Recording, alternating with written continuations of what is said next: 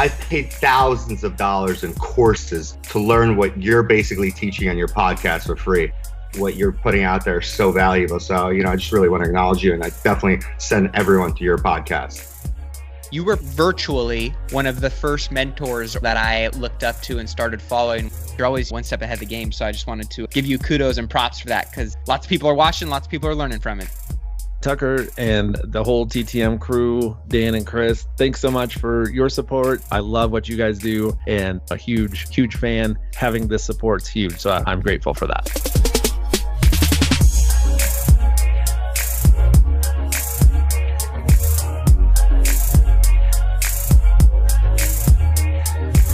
What's up, everybody out there in listener land? This is episode 265 of the Real Dealz podcast. And as always, I am your host, Tucker Merrihew. I want to thank you guys for joining me for another episode. Hey, if you did not, make sure you check out last week's show. It was a show that I actually did on our local show here, which is the Portland Real Estate Podcast. But it was a great conversation with myself and my co-host, Steve Nassar, who's one of the bigger brokers here in town, and also part owner of the biggest brokerage here in Oregon. And we just kind of talked about the two different sides of how we view the iBuyer world. I was curious how realtors view it, and, hopefully he was curious how investors view it. It created a good conversation, and we went down some rabbit holes and explored some ideas and some thoughts that hopefully you guys enjoyed. I know I got a lot of feedback from that episode. A lot of people reached out and said that they definitely enjoyed it, and it helped kind of understand what in the world they're doing or not doing right, and what they're trying to accomplish. So anyway, go check it out if you have not already. This week, however, I have an interview show. I've been doing a lot of, you, me, and the microphone shows lately. But this week, I've got a great interview for you. I've got an individual that I met at the PNW Expo, our big badass real estate expo, I guess I should call it. That was, when was it? End of April. And so I was at the booth, and he was walking around. We started chatting, and he put on a really good presentation there at the event also. But we started talking, and I was like, man, he's got a lot of interesting stuff to say. Very much quite the character, and quite an opinionated guy, but an educated guy. So his opinions were very valid, and I just liked a lot of what he had to say. So we just talked a little more. I got him on the horn, and I said, well, let's do a show together. So this week I've got Neal Bawa on the show, and he is the CEO of Grocapitus and multifamily use. So he basically has two businesses going on kind of simultaneously, sort of like we do. He's got an education business, which is his multifamily U, and then he's got his own fund that he's buying multifamily projects with. And so in this week's show, we're going to dive into not only what he has going on, but also how he picks the markets that he invests in, because he's very data-driven, very analytical type of character. And the analytics that and the data that he looks at really makes it very obvious which metros are good ones to invest in. Basically, which metros have room to run and which ones are, in overtime, we'll say, right? If you're looking at a baseball game, there's 9 innings, which ones are in the 5th, 6th inning and which ones are in the 12th, right? And about to end. That's what his data kind of helps determine.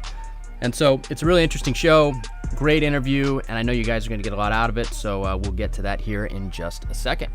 Now, before we do, as always, I've got a few things that I want to chat about. Number one is our housekeeping items. Our Driving for Dollars app, we have all of our tiers in place now. There's 3 tiers, and so if you were subscribed to the app previously to these tiers being implemented, once your month of subscription is up, you'll be asked to pick a tier. The lowest tier is only $20 a month, and for most of you, that is the tier that will probably meet your needs. Now, we realize that this doesn't fill the needs for everybody at this point based on the tiers and the skip tracing that the app does. So we are behind the scenes, and we are creating, we'll call it the sizzler of Driving for Dollars apps that will soon be released to you guys. We had to tier it out first because human nature got the best of people, and we basically were eating a lot of costs for people that were kind of abusing the app, so to speak. And I don't want to say abusing, because we set it up that way, but then when we took it away, we had a lot of people kicking and screaming, and the reality is that we just can't let you pull unlimited data for $35 a month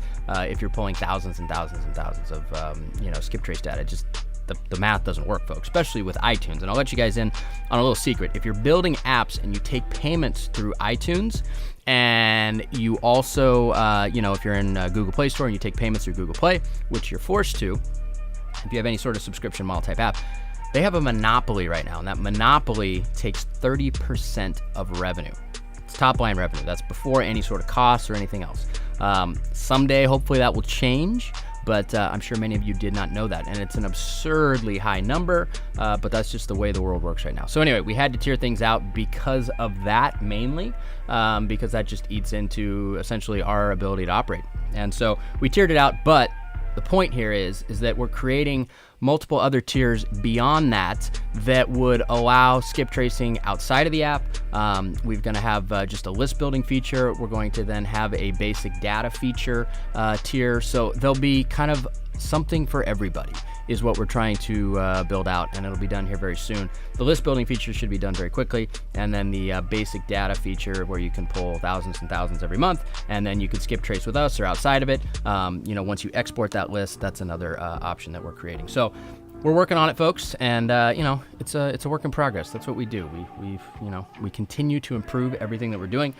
But first and foremost, we just had to make sure that, it pencils and we can keep this thing going. So that was first priority number one. And now we're building out the Sizzler of D4D apps.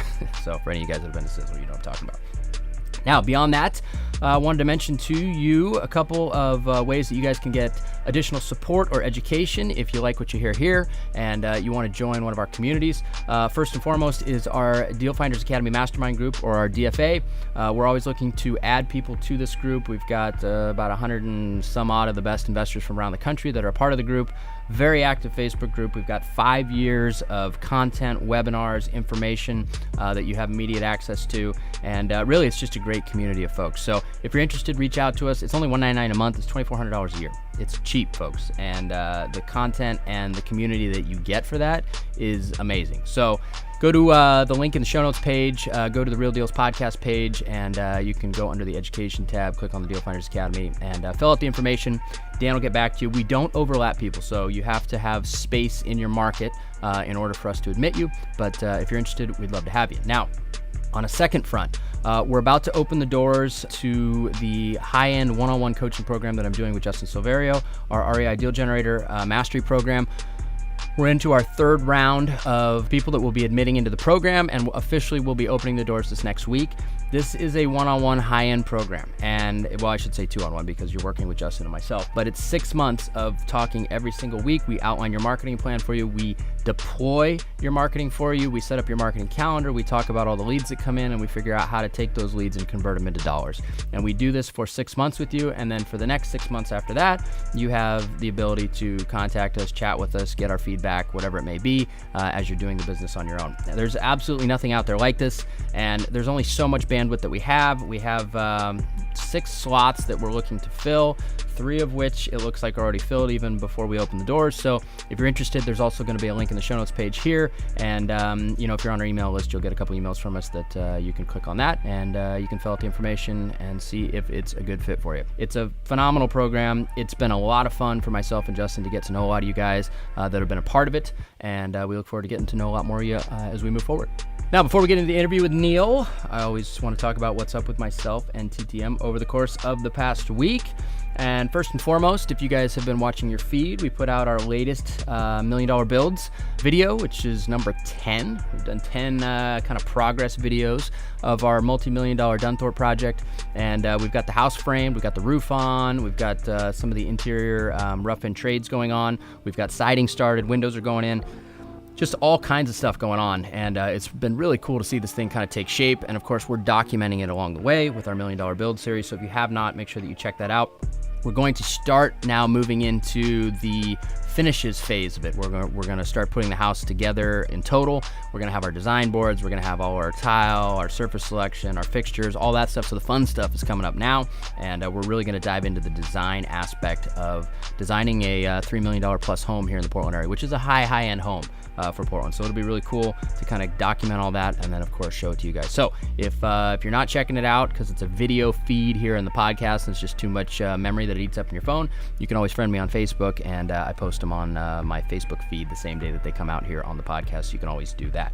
Now, beyond that, today, I'll keep you guys posted next week, but as soon as I'm done recording this, myself and Chris are going off to what we call Narnia, which we refer to Narnia as the strangest appointments that we've ever been on over the years, and I think 2 qualify as the top 2 strangest, and both of those times we went unknowingly, we'll say, because we didn't know what was going to be on the other side of the lead.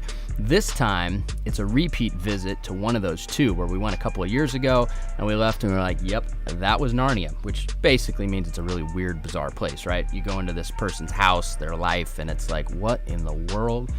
Well, today we're going back. We got a call from a crazy lady who we dealt with a couple years ago. They didn't end up selling. Now they want to sell, supposedly. So we're going back today, and we'll see what's going on. It's kind of a creepy scenario. I think she's pretty much out of her mind. Not sure about the husband. He might be out of his mind too, but that's what we do. We buy houses from crazy people sometimes, which is serves a purpose in the market, because most realtors do not want to deal with people that are this crazy, and fortunately we have PhDs in dealing with crazy, so that's what we're going to go do today. So I'll keep you guys posted. We might shoot some video while we're out there, probably on the sly, but I'll keep you guys posted next week and let you know if we get this thing locked up.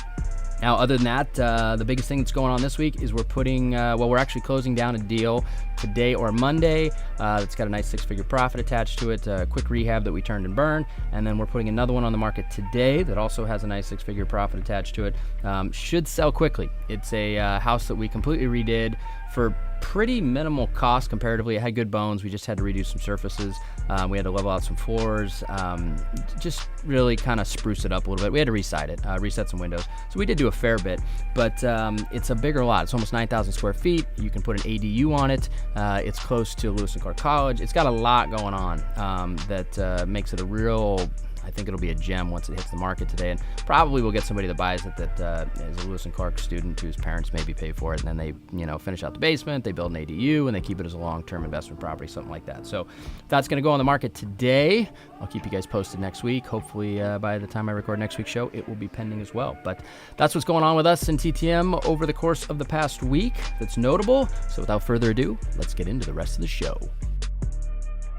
All right, Real Dealz podcast listeners, I want to talk quickly about our show's sponsor, Iron Bridge Lending. If you guys have not reached out to Iron Bridge already to talk to them about funding some of your upcoming flip projects, I highly encourage you to do so. I've known the owner of Iron Bridge for a very long time. I personally borrowed millions of dollars from them over the years to do a number of different projects, and I can say without a doubt, they are the best hard money lending company I have ever come across, and that is the reason why they are the sole sponsor of this show. I've had a lot of other companies reach out to me and want to sponsor this show, but I just won't do it. I feel like I need to be genuine in who we have sponsoring the show, and it needs to be somebody that I've personally done a ton of business with. So I personally vouch for their ability to be the best, hands down, in the world of hard money lending. You won't find better programs, you won't find better terms, and they're lending or will be lending in over 20 states. So chances are, if you're hearing this in whatever state you're in, it's definitely worth it to check out their website, reach out to them, see if they're lending in your state, and if they are, I would absolutely encourage you to do business with them.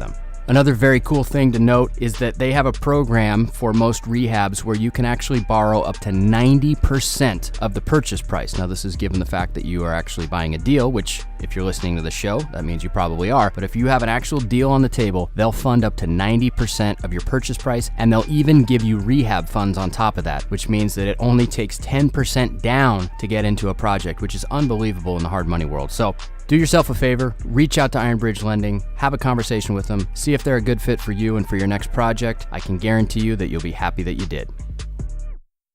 All right, everybody out there in listener land, I have an awesome interview for you guys this week. I've got a gentleman that I met at Tarl's event up in Seattle this year, the PNW Real Estate Wealth Expo, or Big Badass Real Estate Wealth Expo, I should say. And this gentleman was moseying around, talking to folks that had booths, and we had a conversation there, and we had a couple others elsewhere. But he is none other than the CEO and founder of Grocapitus and Multifamily U.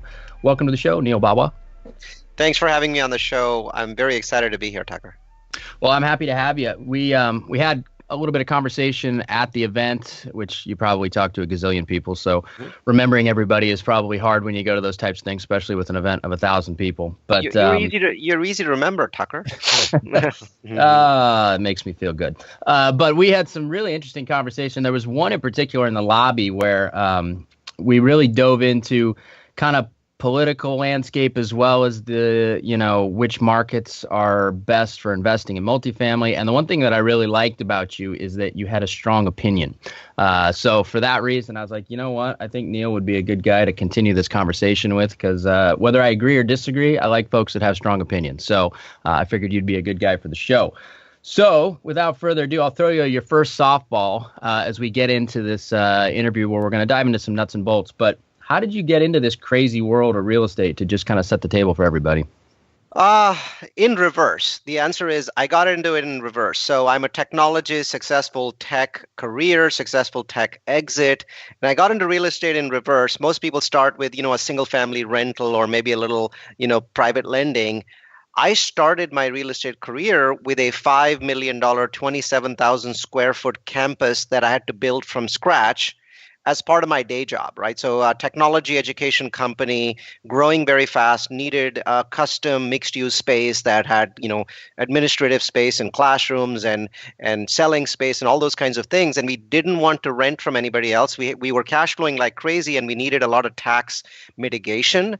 So the company wasn't paying a lot of taxes. So my boss decided in this crazy moment in 2003 to buy this shell building. We only had 9 months and 3 days left on our lease, and he says, Neal, you're going to basically build this. And I'm like, I know nothing about real estate. I absolutely know nothing about construction. He's like, no, we'll get you some mentors, we'll get you some retired GCs, and you'll figure it out. And so then began the largest consistently terrified period of my life. I think I slept for about 9 days out of 9 months.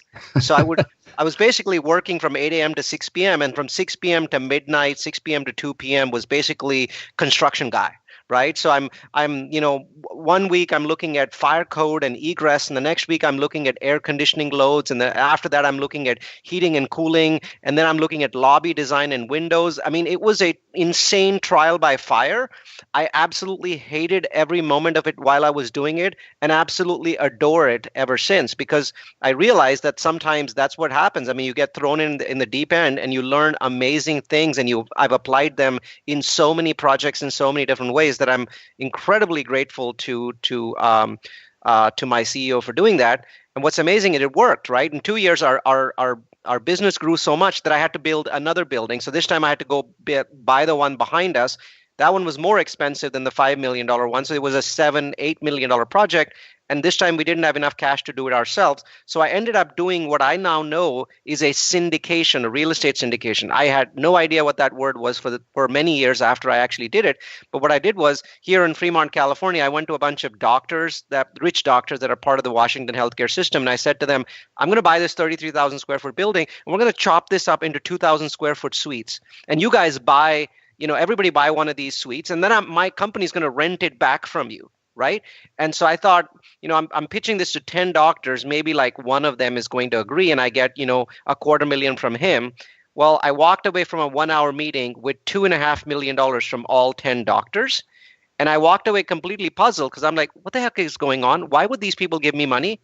And well, the answer was, now I know that what I was doing was a syndication. I was supposed to charge them a 5% developer fee, which was $350,000, and a 70-30 split, which was $2 million.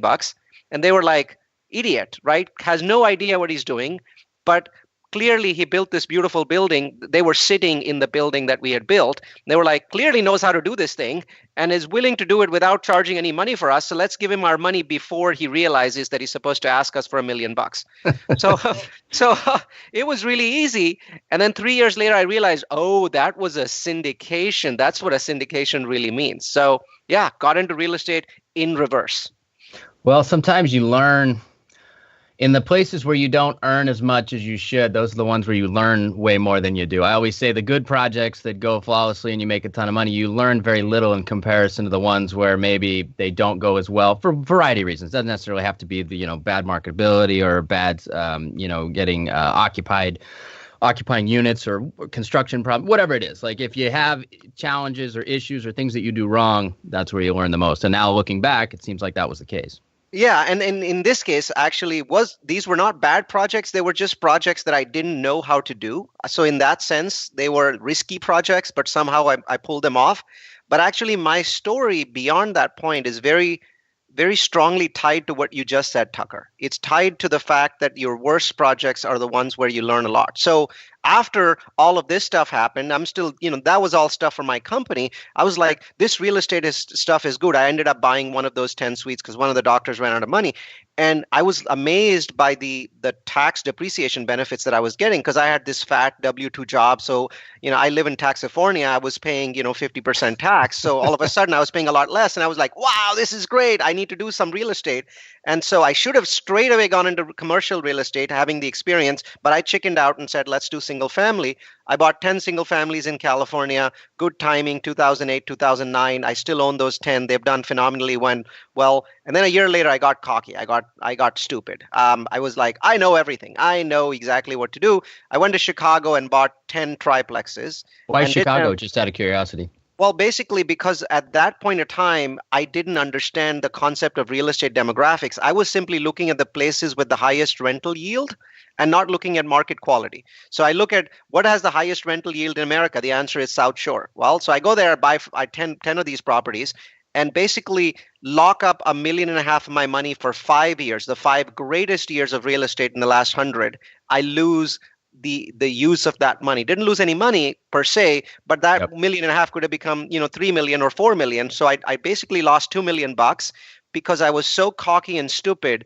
that I wasn't willing to learn what really drives real estate. So once I got in and realized I was never going to make any money, it was going to take me a long time to get out, I said, I'm going to learn exactly what makes real estate tick. And what I found was what makes real estate tick is this thing called demographics. And there's 5 main demographics, and I became an expert in all 5 of those. And they are population growth, job growth, income growth, home price growth, and crime reduction. These 5, if you truly understand them, allow you to make money anywhere in the United States. So I first learned the metrics. Then I started to experiment with those metrics by looking at different cities. So I started looking at cities all across the US, from Orlando to Tacoma. I was looking at cities and applying my hypotheses of where the metrics mattered, how much they mattered, what was the right band of growth. Was it okay to have 1% population growth per year? Was it okay to have 0.5%? Was it 2%? At what point did real estate go supernova, right? It was 2% job growth enough. Was it 3%? So I basically experimented with hundreds and hundreds of cities and created these Goldilocks zone bands for each of those 5 and started giving those bands out to people in public. And it sort of went supernova. I mean, today, it's taken me a long time since then. I'm talking about things that happened, 6 or 7 years ago. Mm-hmm. But this year, 10,000 people will use these bands, these real focuses for their real estate investing. And what's interesting is I only know about 4% of these people. Maybe 400 of these people have come back to me and either are investing with me or are partners with me. The remaining 9,600 are simply using the system to buy single families. And every once in a while, I just get somebody that sends me a pure thank you email. He's like, I don't want to buy anything from you, but I just wanted to let you know, I used your system. I sold a bunch of these homes in areas that you consider to be really poor, and I bought them in these areas that you consider to be great, and my cash flows tripled. And that's a great success story for me. That person doesn't need me, but what's important is he learned from my $2 million negative experience. Yeah, and I think just to clarify with people, I think what you meant by that $2 million negative experience is you basically put down payment money in houses that are now stuck there, right? Versus being able to put it in a more growth type mode. Exactly. Different types of investment. I can't say I lost any money per se. I think put in $1.5 million, got $1.5 million back, but would have easily been $3.5 million if I actually knew what I was doing, because all ships were rising during those 5 years. Yeah, they really were. It was an interesting time. We were buying a lot of stuff in 2009, and God, there was so many opportunities. It's tough though in the eye of the storm because the world was so turned on its head that there was literally just a handful of people buying real estate here in Portland anyway. And in the world of multifamily, there was vacant complexes everywhere. It was crazy. It was like a real estate graveyard, both on the single family front and the multifamily front here. And we were buying quite a bit, but there was definitely some opportunity costs that I missed out on as well. But, you live and you learn, as you said, right? Absolutely. And to me, that was the best thing that ever happened to me. My massive misadventure in South Chicago really made me who I am today. I'm known in the multifamily industry. I basically now I buy large multifamilies. As in about 3 weeks, I'm going to go to 2,000 units. So I'm at 1,800 now, and I've just added 200 units to that. My portfolio is about $200 million or close to $200 million in value. And a lot of that happened because I became so fanatic about the use of demographics and data analytics to real estate. And a lot of what's nice is I'm in the best place on the planet to be doing that. I'm in the San Francisco Bay Area. I'm in Silicon Valley. So when I start spouting stuff on, a podcast and start talking about, well, job growth is on this website and it has to be 2% or higher, blah, blah, blah. And at 3%, you're awesome. And 4%, you're dancing naked on the street. People get it. People absolutely adore that. And they come back, a percentage of them come back to me and say, well, do you apply this stuff to large multifamily? Yes, I do. Well, I love that, and I'd love to invest with you. And so that's basically how the ball got rolling on the investment side. And also on my education side, I teach boot camps to hundreds of students every year. Yeah, and I want to dive into that real quick because before we get into kind of the nitty gritty of the data and analytics in terms of picking markets, but one thing that really stuck out to me, and I mentioned this to you before we started recording, is that you've got a business that's similar to mine in terms of how it's set up. You've got your real estate business per se, where it's the actual sticks and bricks, and then you've got the education side. It seems for you, the education and the, support and tools that you provide people bring people in as potential partners, we'll call them, on the other side of the business. It certainly does. It's acted as a funnel. But I have to say, Tucker, if it didn't do that, I'd still be doing it because I come from a family of teachers. Wife's a teacher, mother-in-law, father-in-law, sister-in-law. Myself, I came to the U.S. as a teacher for the first 2 years. Remember Technical Education Company? I started as an instructor, and my mom was a teacher. So to me, teaching something of great value without it being a sales pitch is one of the greatest blessings of all time. So my course on udemy.com, it'll get more than 10,000 students a year. Honestly, maybe 200, 300 of them, maybe 400 at the most, are going to communicate with me and hopefully become investors or partners if they have projects. The remaining, though, I know are using the system, are benefiting from it. I get great satisfaction from that. Those people are not going to be wasting millions of dollars of their money and family time. I lost years of family time traveling to Chicago to basically make sure that I didn't end up losing my $1.5 million.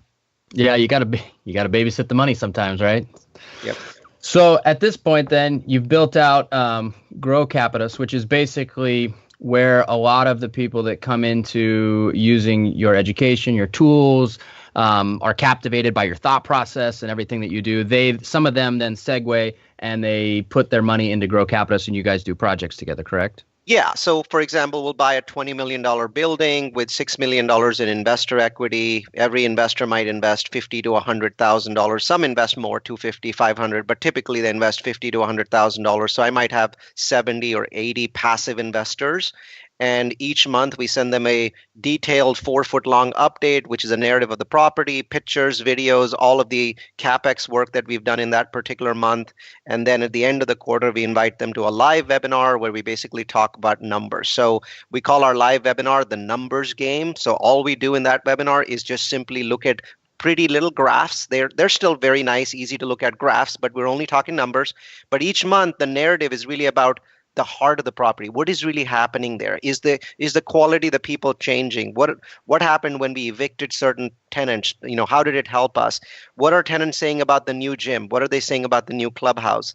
That sort of story. So my investors, because we're a learning company, we want to teach everything that we do. So our investors love the fact that they're so involved in that process. If a dog bit a tenant, what did we do to make sure that it didn't affect our project, right? All of that stuff is in there. So they're vicariously living this property for 5 years through our eyes. That's really cool that you brought that up because I actually, Dan, who's recording us here, I had mentioned this probably a few years ago. I was like, it would be great if a fund did like a weekly or monthly podcast, right, to all of their investors that said, hey, this is what's going on, a little bit of storytelling, a little bit of information, a little bit of education, and you wrap that all up into one. The fact that you're doing that essentially with webinars, it's got to set you apart. I mean, I don't know many people that do that. I'm actually passively invested in 16 syndications myself. Remember that million and a half, that rescued million and a half? Well, most of it ended up going into my friends' syndications. When they would buy a property that I would look at and say, oh, I would have loved to buy this property. Well, why don't I take 100 grand of my personal money and put this in there because I know it's going to do really well? Well, none of them, as far as I know, have ever offered anything. I'm not saying they're not competent. They know exactly what they're doing. These are awesome people. But typically what you get is a P&L statement, and you get, a budget versus actual, 2 documents and like 2 lines. And to me, from an investor perspective, that meets my needs. But for somebody who's a curious George, it doesn't. I want to know the story, right?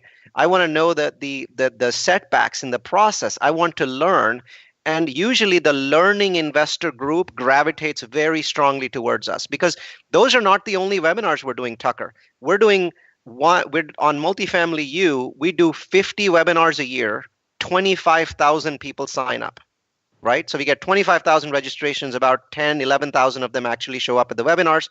And those webinars are about every aspect of real estate, including many that compete directly with us. So for example, people are putting money into syndications, right? But we bring on 1031 people. Well, obviously 1031 is competing with us because it's a different use of the same cash that goes into syndications. But as far as we're concerned, investors need to be aware what are all the different, ways that their cash can be put in. Syndications, that's us. Opportunity zones, 1031, several other ways.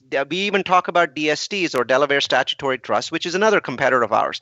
But the key for us is that if you build a learning ecosystem, what we lose in terms of competitors getting some of the money, we make up for in trust, right? And that's the fundamental focus of my company, is to build trust and continue building trust. We're moving now to having WhatsApp channels for our projects. We're basically saying, hey, investor, if you want to know really what's going on at the property, join this WhatsApp channel, and we're just going to, whichever partners at the property, you're just going to go to the property and basically post something on the WhatsApp channel. Here's what I'm doing. Here at the clubhouse. I'm breaking down this arch. This is what I'm developing, and this is the effect that I've already had. Look at this broken pipe. I'm going to fix it.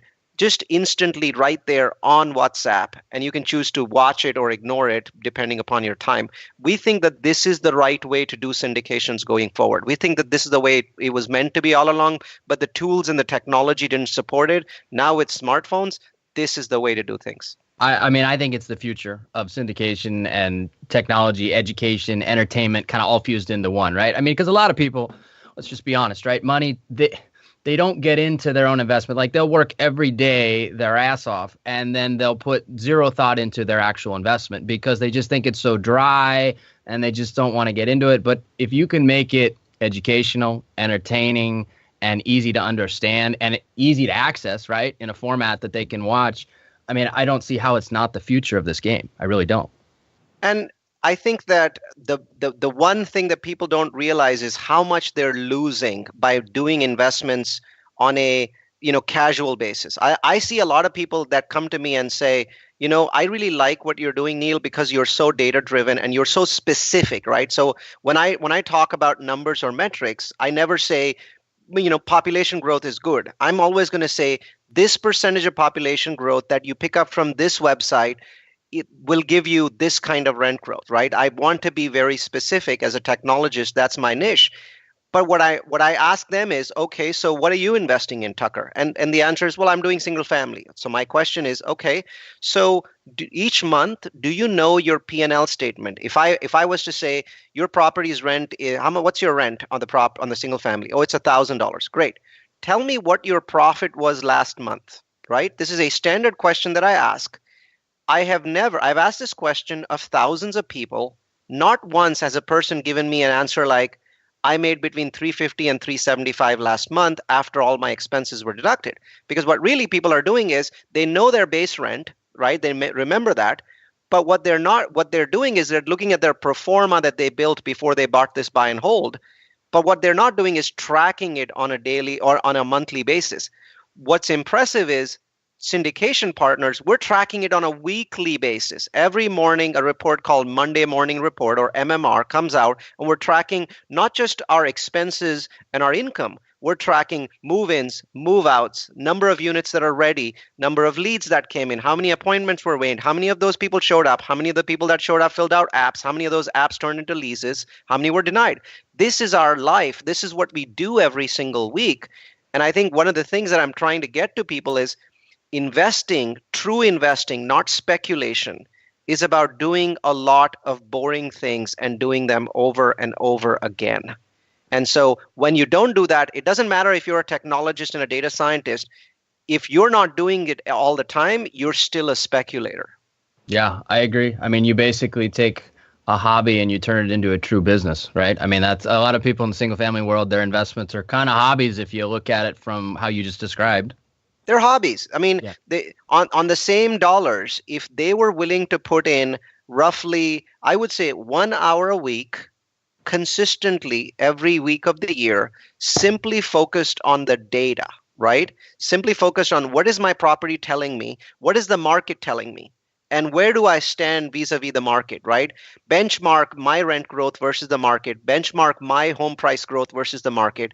If you did that 1 hour a week, it would double your returns easily. In my mind, it probably will end up more than doubling your returns, because every time I challenge people at conferences that I teach at, I'm teaching in Chicago at the Midwest Conference tomorrow and day after, one of the consistent things I tell people is pick a number in your brain of your total profit from your rental in the last year. Pick a number, okay? Now write that number down.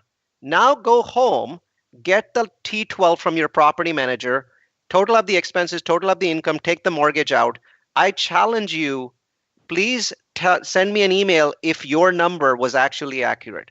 You know what sort of emails I get? 90% of the time, it was half of what I thought. It was a third of what I thought. Yeah, I'm not surprised by any means.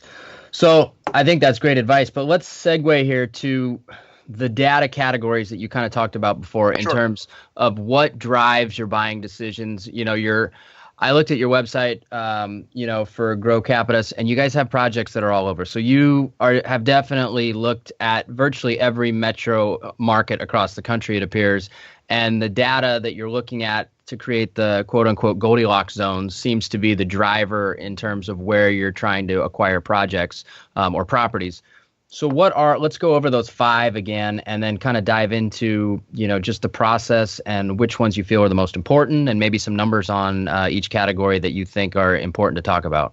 Absolutely. So the 5 golden metrics that drive real estate success, the first one is population growth, right? So if you're investing in cities where the population is stable or going down, it's like flying in a plane that has something known as a headwind. So if you're flying in a jet and it's going at 500 miles an hour, if you have a 200-mile tailwind, you're actually going at 700. If you have a 200-mile headwind, you're going at 300. So imagine the difference between 300 and 700. That's the difference between a market that's losing 1% population a year and a market that's gaining 2.5% a year. That's the headwind, tailwind difference. It's still the same plane. It's still the same seat in the same plane. So relate that to a property. It's still the same property and still the same tenant, but now you've got tailwind and it's doubling or more than doubling your returns. So what sort of population growth do you need to be successful, to be truly successful? Well, what I say is that in the last, and I want to tell you exactly where to go look for this. So let's say you're looking at a city like Columbus, Ohio, right? So that's one of the cities I use in my examples. All you have to do is go to Google and type in population growth Columbus. That's it. And Google will give you a very nice graph. It's going to give you a nice graph. And on that graph, move the mouse over to the latest number. Let's say that number says 200,000. And then move it back down to the year 2000, right? And let's say it says 150. And then look at the difference between those two numbers. My first rule, these are called real focuses. My real focus 1 says that between 2000 and the newest number that Google has, you want to see a 20% growth in population. So let's say between 2000 and 2017, you're not going to see 2019 data, you're not going to see 18, you're going to see 17, and that's fine. But in those 17 years, you want the city that you're investing in to have seen a 20% growth in population. You'll notice that Columbus is 21%. But a city only a few hundred miles away from Columbus that's very popular for turnkey providers is Dayton, Ohio. Well, Dayton is the reverse of Columbus, because its population has dropped 15% in the same 17 years. Do you know where those people went, Tucker? They went to Columbus. They went to Columbus. Hence right? why there's probably turnkey providers buying cheap property up there. Exactly. I mean, you can buy 100 properties in Dayton in a single day, all from turnkey providers, because what most people don't understand is that if Dayton continues to lose population, its cap rates are going to keep going up.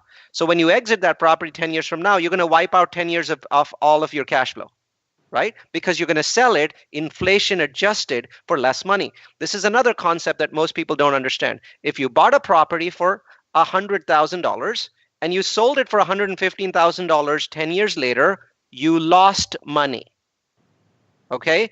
Because true inflation is 3% a year. True inflation is 3% a year compounded. So a $100,000 building just because of inflation should have been $137,000 in 10 years.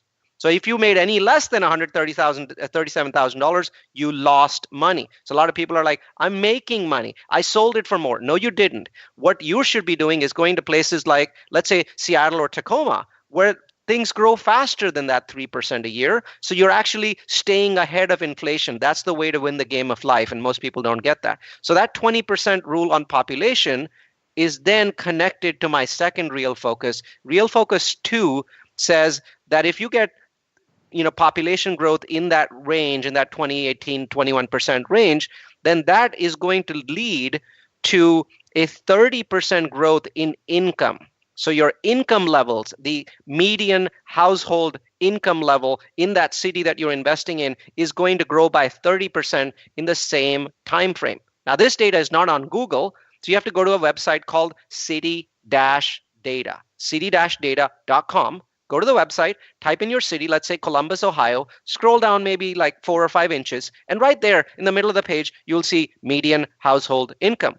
And it's going to give you both numbers. It's going to give you the most recent number, and it's going to give you the 2000 number in the same line. Just plug them into Excel, figure out the difference. If it's over 30%, that city is benefiting from tailwind, right? Because its income's going up 30% in that time. So 20% population, 30% income. That leads me straight into real focus number 3. And real focus number 3 is median home and condo value. So a 20% population growth pushes up incomes by 30%, which pushes up home prices by 40%. 20 leads to 30, 30 leads to 40. So now go on the same page, that city data page, right below where the median household income is, the next line says median house or condo value. Once again, it gives you both values, the 2000 value, the most recent value. The difference between the two, roughly 40%. And you'll find that great cities, Seattle, for example, 70 or 80%, Phoenix, over 100%, Orlando, over 100%. Well, a lot of cities in the Midwest, not even close. Not even close. Even though, remember, inflation allows you to get, half of the way there anyway. Even if the city is not doing well, inflation allows you to get half the way. So if you're not getting to 40%, that's bad. A lot of great cities do twice as much, 80, 90% in that 17-year time frame that's on that page. So now, the 20, the 30, the 40. Before we get into 4 and 5, I just want a little side note here. Does that number make you nervous at a certain point in terms of where we're at in any given cycle or how quickly values may have gone up? Because that, one drives the other, drives the other, drives the other. But is there a threshold there where if you see that number of median value that as a percentage too big, does that make you nervous? Yes, and sometimes it does. So for example, there are cities in the U.S. where I'm nervous with that number being over the threshold. One of those cities is Denver, Colorado. So in this cycle, it hasn't been the San Francisco Bay Area or Seattle that has risen the most. It's Denver. It's beat the crap out of everybody else. And it is now 44% above the affordability level, right? So if the median person in Denver could afford a $200,000 home, it's 44% above that level, right? So obviously there's a big gap developing there. So my answer to that question is, in general, you are safer using this system. But if you feel like your city is too bubbly, then what you should do is you should buy a 1 city subscription of a software called Local Market Monitor. That's www.localmarketmonitor.com. Okay. And what Local Market Monitor will give you is when you go in and you can buy a subscription for a month or a quarter, some small amount of money. Keep in mind, data today is 100 times cheaper than the 1980s. Something like Local Market Monitor is a few $100s today. It was $50,000 in the 80s because this data was very hard to find. And so people that were selling it were charging princely sums of money. But when you make an investment of hundreds of thousands of dollars for 5 or 10 year time frames, the needle can swing by hundreds of thousands of dollars. So it makes all the sense in the world to pay a few $100s and basically game the system in your favor. So you go into Local Market Monitor, it will immediately tell you the gap between the income price and the price today. And you do not want that gap to be higher than 25%.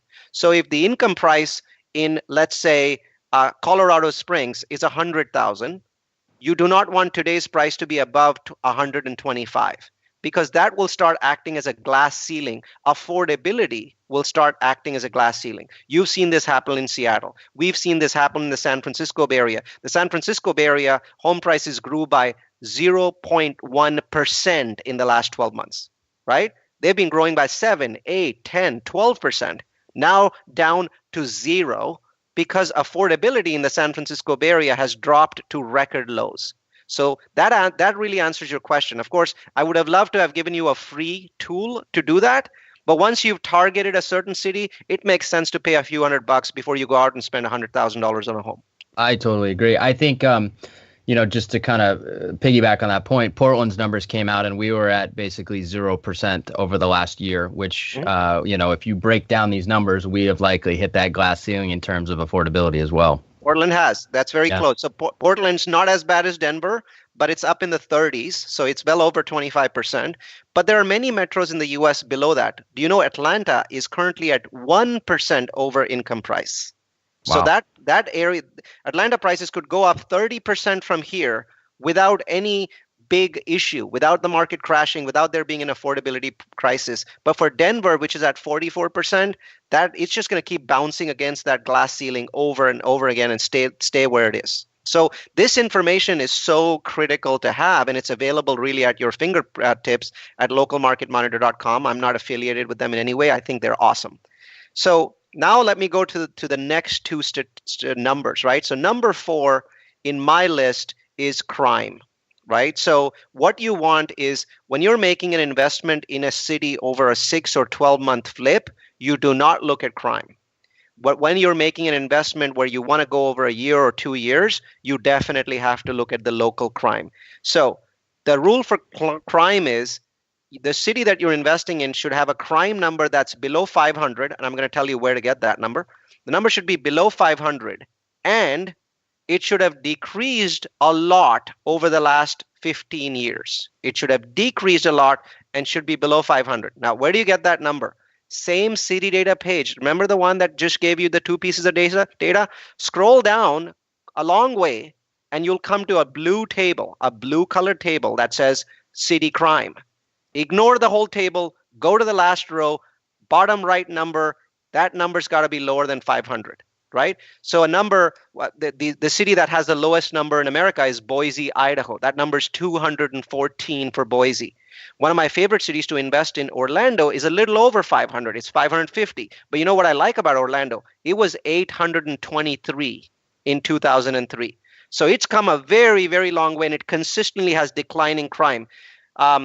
Columbus, Ohio is the only city in the Midwest under 500. It's at 414, only big city in the Midwest, right? That's under 500. It was at 750. So Columbus has done a very good job of declining crime. Usually decline in crime is associated with increase in education. Columbus has the best education system in all of Ohio. A lot of people flock there to the big universities. And so that has helped crime go down. So that number, that 500 tells you, A, city's moving the right direction. B, it's not going to be such heavy crime of the sort that I saw in South Chicago. In South Chicago, where my properties were, in one day, in 3 separate incidents, 7 people died in shootouts. In the next 12 months, the city lost 20% of its population. Not the city, the neighborhood. It was called South Shore. It lost 20%. Some of those people came back eventually. They were just freaked out. But imagine what happened to my rents in that year. right? So those kinds of occurrences are not going to happen in cities that are at 500 or below. And if you're a very conservative investor, you want to be below 400. Those cities are extremely low in crime, and you will do really, really well in those cities. Obviously, they're more appreciation cities than cash flow cities, but a lot of people are okay with that. They want long-term appreciation. Look for 400. That's your fourth statistic. That's crime, right? The fifth stat is going to be jobs, right? So, and that's the only statistic that I don't look at in the long run. I look at jobs in the short run. What I found is when I'm applying my metrics and looking at indications, jobs tends to be a short-term metric. If you look at the last 12 months, that's what's going to drive the home price for you as a rehabber. So look at jobs on a website called Department of Numbers. And that website is DEPT. I'm going to plug it into the chat here so that you can plug in the exact numbers. departmentofnumbers.com/employment/metros. So that number basically takes you to a page that's very interesting. It basically has every metro in the US, and it lists the job growth in the last 12 months in those metros. And all you have to do is sort it. All you have to do is sort the column that says last 12-month growth, and boom, you're basically looking at that the job growth data for that particular metro, right? And the beauty of this is that you can instantly see the best cities and the worst cities in America all in one place. There are places where job growth is negative 5%. Don't buy anything for free in those places, right? Yeah. And then there's two super odd cities. One's called Midland, Texas, and the other one is called Odessa, Texas. I look at this list every month. So on the first of the month, I have a reminder in my calendar. I go look at the list, and either Midland and Odessa are at the top of the list, or that they're at the bottom. Why? Because 90% of the employment in these two cities is shale oil. So when the price of shale oil is over 70, these are the cities with the highest job growth in America. When the price of oil is below $55 a barrel, they lose people like crazy. So those are the two worst cities to invest in. Just ignore those. And then start looking at the other cities, and you'll see some amazing cities in the list. My favorites: Reno, Orlando, Boise, Idaho, Provo, Utah. I often see Tacoma in the list. Don't see Seattle very often because it's a very large city. Keep in mind, very large cities, Seattle, Los Angeles, New York, are never going to be at the top of the list. So you have to compensate a little bit. A city like Seattle, as big as Seattle, 1.5% is good job growth. Seattle's above that. Okay, which is why I think that the temporary decline that we've seen in Seattle will stop and will reverse. And some of it is reversing now. It's beginning to reverse, right? So a major city, 1.5% is good. Los Angeles, 1.5% is good. But for smaller cities, you want to be above 2% job growth in the last 12 months. 3% is marvelous. 3% is when you start getting consistent overbidding on properties, right? Any city that has 3% job growth, you're going to see overbidding on new construction properties, on rehab properties. At 4%, you're just buying champagne by the truckload. And at 5%, you're dancing naked on the street on the weekends, right? Right. So, but what's amazing is there are cities in the US sometimes that are at 5% job growth. 5% job growth is very rare, but when it happens, anything that you buy in that city will appreciate. That is the only instance in the system where absolutely anything purchased in the city, in any part of the city, will appreciate at high speed. Now, here's a question for you. Now, this is over a 12-month period, of course. Yep. Is there things that you look at to try and anticipate these numbers in terms of job growth? I'm sure there is, but that's why I'm asking. There is. My feedback, though, is that information requires a lot of time. What I found, though, is that you don't need it. So guys like me, we get paid a lot of money to look at these numbers. My investors are paying me. So it's my job to basically look at forward-looking job data. But what I'm finding is, for the most part, if in the last 12 months the city has done really well, its momentum is so strong that in the next 12 months, it's not going to drop from 3 to 1. It's going to drop from 3 to 2.5, then to 2, then to 2.5. So even if it's going down, it takes a long time to go down to get to the nation's average, right? Which is, about 1%. So you're fine there. It will take a long time for the city to slow, right? Cities are like oil tankers, right? Even if you throw it in reverse, it's going to take a long time before it comes to a stop, right? So that's what's protecting you on jobs. That's why I only look at the last 12 months, because that's momentum, right? Now, there's one quick cheat way for you to do what I've suggested. Instead of looking at this page once, which I strongly recommend you don't do, look at the page, copy the paste into Excel, and name the tab May 2019. Now go back, look at it the next month. Now go back, look at it the next month. Now in over 3 months, number one, look at the cities that are consistently at the top. You'll see Reno, Nevada, consistently at the top. Provo, Utah, consistently near the top, right? Now what you want to see is Reno, Nevada going upwards or going downwards? Now this gives you a 3-month trend to see if the city is moving up even further. So now you're double gaming the system. Number one, you're picking the cities with the best jobs. Number two, amongst those cities, you're picking the ones that are accelerating further. You just need 3 months. Yeah, right? The patient man is the one that's going to win the real estate game. So 3 successive months of this data, just go back and forth between the tabs, and you'll be like, this city started off at 2.5. Then it was at 2.7. Now it's at 2.9. Maybe I'll wait another month and see if it goes up to 3. And if it does, it's still accelerating. Buy something there now. I love how simple, it's complex, but how simple you make it, these 5 things these are all things people feel, right? When you ask people, are you investing in your market? Yeah, it feels like I've heard people are moving here, and yeah, I think job growth is good, and yeah, crime seems to be on the decrease, but you actually put metrics and hard data to all these things to make it's kind of like the analogy of the single family investor. They kind of hobby it, right? A lot of times where they're just kind of like, yeah, I think I make this. A lot of people invest with that same sort of outlook on these 5 things. Yeah, I think jobs are growing. Yeah, I think people are moving here. But you get hard data and you have all these resources in order to confirm this information. And it makes it very black and white in terms of where it is that you should invest. It absolutely does. And you're going to miss out some opportunities when you use this system. That is for sure. But what I say is, if you're somebody like Tucker who knows his market block by block, this may not be very useful. But if you're a hobbyist, this is going to move you from hobbyist to the top 1% of hobbyists in this country immediately, right? So if you're risk averse like me, you would be saying in your mind, I'm going to miss a few opportunities. But if I buy, let's say, 5 properties in 5 areas that this system supports, I'm going to always end up making more money. It's okay for you to miss out on some opportunity if overall you're always going to be winning more. This is like baseball averages, right? It's really about the average. It's not about any one hit. It's not about any one home run. It's the average. We'll call this the MoneyBall of real estate investing, right? It is exactly moneyballing. That's exactly what I'm doing. And now I'm going to give you the last metric. It's not a metric. It's a place that you go to. Because everything that I've applied so far has one fundamental flaw. And that flaw is we've been talking about cities, not neighborhoods. Every great city has bad neighborhoods.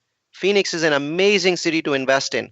1.5 miles from downtown is the Phoenix jail, right? That is a ghetto area. It is absolutely horrendous. You do not want to be out there after 6 p.m. in the evening. Bad, bad, bad. So that's my example of why you need one more tool that looks at neighborhoods. And here's your tool. neighborhoodscout.com. One word, www.neighborhoodscout.com. So you've targeted your city, right? And now you're looking at properties there, and you come across this property and you think, okay, obviously from a city perspective, whatever city I'm investing in meets all these metrics. But what about this neighborhood? This could be the worst neighborhood in whatever great city I picked, right? How do I tell that? Well, you go to neighborhoodscout.com, you pay $39, and you type in the address. And now you're going to get an insanely detailed report, metric by metric, everything that you can desire. Walkability score. Is it trendy and hip? Is it how much are home prices going up in the last 12 months, the last 3 years, the last 5 years? How much are they projected to go up in the next 1 year, the next 3 years?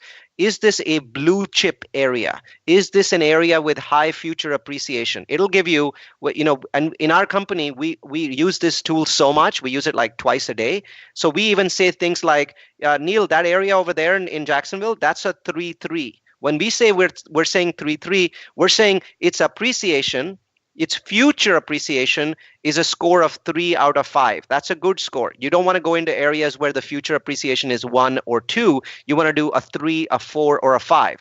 And then when the second number there, the 3-3, that second 3, is it a blue chip area? Downtown San Francisco would be a 5, right? Some horrible area in South Chicago would be a 1. You do not want to be investing in an area which from a blue chip perspective is either a 1 or a 5. Because if it's a 5, it's done, right? The last guy made all the money. If it's a 1, you'd be crazy to invest there because you will never hit your pro forma, right? What you want to do is try to get as close to 3s and 4s.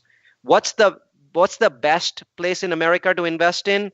A 4-4 or a 3-4 on Neighborhood Scout, right? But what you'll find most of the time is you'll find 3-3s. If you pick the right cities, and you get a 3-3 in Neighborhood Scout, once again, you're in this elite group of investors in America that truly understands the things that drive things forward. It's an incredible tool. I am stunned that it costs $39 and not $39,000. It's 20 pages of information about your neighborhood. Well, you've given some amazing tools here and just places to go to reference information and data. Before I cut you loose today, last thing. Top 3, we'll call it markets that you're looking at personally right now to acquire projects. Not to say that you can get them because you've got to obviously bid against, you got to find them, you got to put bids in on them, you got to try and get the deals put together. But in a perfect world, what are the top 3 that you are personally looking in right now? I want to buy in Lakeland, Florida. It's 40 miles from Orlando and also 40 miles from Tampa. That area is becoming a super metro. So it basically the two cities will connect. I'll see if I can buy something in Lakeland, Florida. I want to buy in Coeur d'Alene. Coeur d'Alene is part of Spokane Metro and is becoming a very trendy place to go to, especially if I was looking at Airbnb plays. Coeur d'Alene would be an incredible place. I want to buy in Boise, Idaho, but not inside the city. I want to buy in Meridian and Nampa, which are right next to Boise City. Those areas have the highest projected appreciation in America. And lastly, I'll give you one more. I'd buy in Dalton, Georgia. Dalton, Georgia is an incredible community. It is not part of Atlanta Metro. It's part of Chattanooga Metro in Tennessee, even though it's on the Georgia side of the border, and is an incredible city to invest in. Wow. Well, you got granular. I'll give you that. That was those are granular answers to a very specific question. So kudos to you for knowing your areas all over the country. I mean, it's crazy how well you know the markets here, these sub-markets, even these tertiary markets all across the country. It's amazing. To me, I think that is the value I'm providing my investors, and people who know what this means and they know what the benefits are. Those are the folks that are investing with us. For sure. Well, hey, Neal, I want to thank you for taking the time today. I know you're a busy guy. You're hopping on a plane tomorrow to go to another conference. And, of course, you've got a lot going on the sticks and bricks side, too. So I appreciate you taking time. And, number one, just chatting with me while we were at the expo last month, but then also taking time today to record this show. Thanks so much. For those of you that would like to connect with us, the best way to start is our education portal. It's multifamily followed by the letter U.com. So multifamilyu.com. There's 50 free webinars there on all aspects of real estate every year. All of them are deep dive education. Very cool. And we'll make sure that we put links in the show notes. I've got all your information that I dug up on you ahead of time. So we'll make sure that everything is in the show notes page so that people can find you. And I'm sure many of them will. So thanks again. And just great conversation today. Awesome. Thanks so much, Tucker.